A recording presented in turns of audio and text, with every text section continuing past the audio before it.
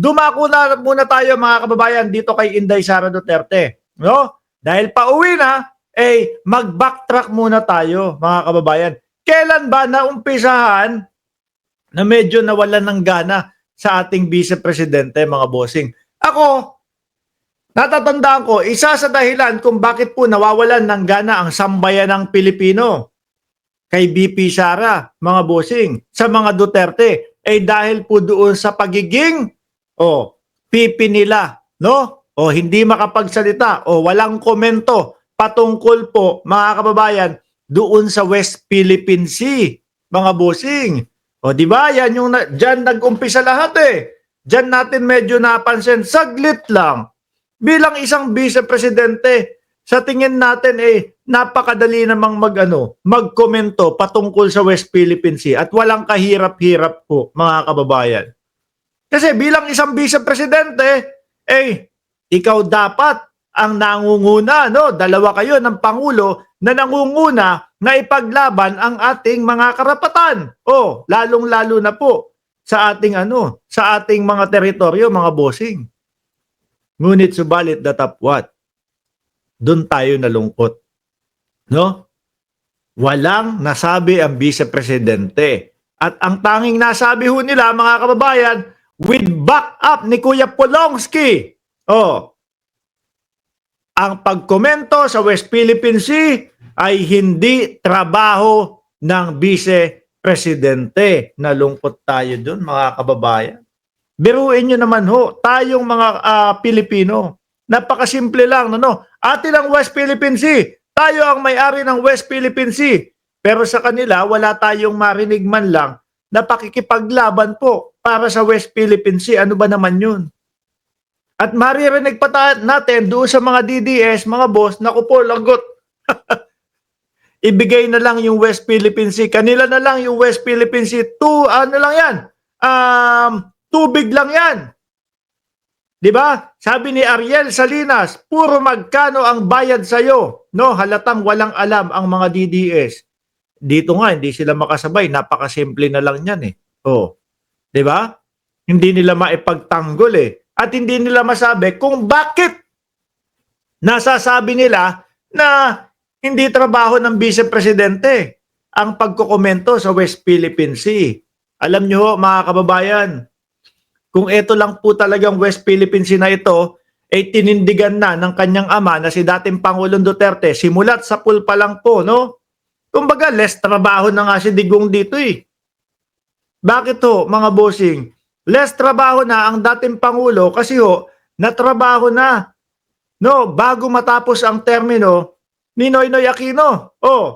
Naipanalo na sa UNCLOS, mga kababayan.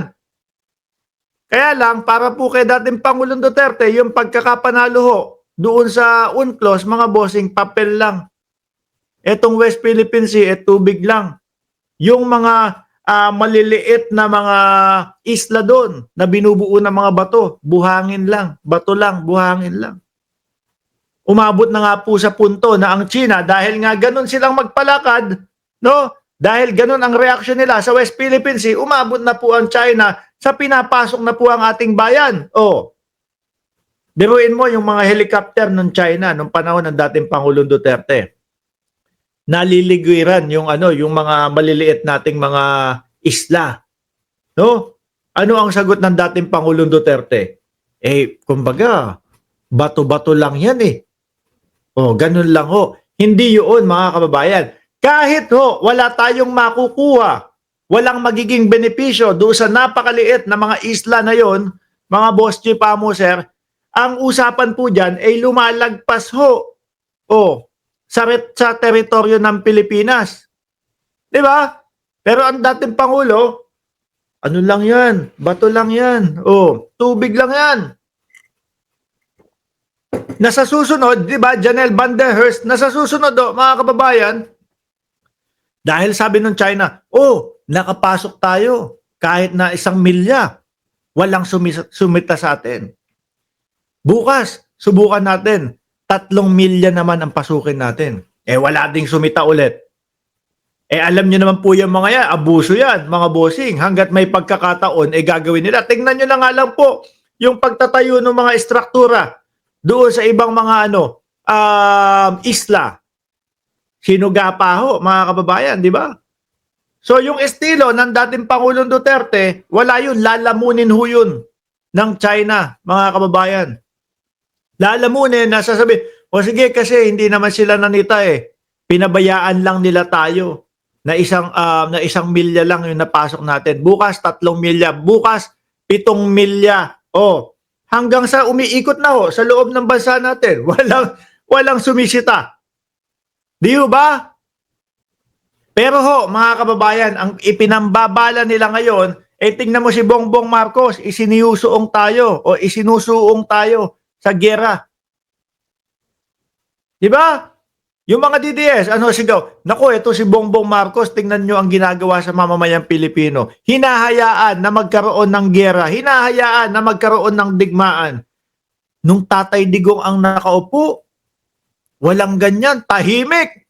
Nung dating si Presidente Duterte ang nakaupo. Paano ba naman hindi ho tatahimik, mga kababayan? Susunod lang sa China ang gagawin, no? Aso ng China. Oh, kung ano ang sabihin siguro, doon lang sila. Pag sinabing hindi nyo pwedeng i-repair yung barko na BRP Sierra Madre na yan, wala na. Naloko na. At nadulas nga si Harry Roque dyan. Ano sabi ni Harry Roque, mga kababayan? Kami po, dinidiskartehan po namin yan para ma-repair po. Kasi parang gusto pa ni Roque na kutsain ang ating Pangulo. Mga bossing. Gusto ni Roque kutsain ang ating Pangulo dahil daw po si Pangulong Bongbong Marcos at ang kanyang tropa ay pinangangalandakan. Yung pagpapagawa doon sa BRP Sierra Madre. Di ba dapat ho ganoon, mga bossing? May lakas ka ng loob, may tapang ka, at may kapal ka ng muka dahil pag-aari mo yung ire-repair mo. Sa kanila, pinagmalaki ni Roque, kami po, dinidiskartehan namin yan eh. Paano diskarte? Yung patago. Ipapasok yung mga pyesa, ipapasok yung mga pang-repair ng BRP Sierra Madre. Ganyan yung style nila. Takot. Tapos, ano sabi nila kay Pangulong Bongbong Marcos? Weak president? Baka sila yung weak president, mga kababayan. Baka yung tatay nila ang weak president dahil nga po dyan. Takot sa China, o ano pa, gagawin, kukumpunihin yung ating sariling barko, hindi magawa.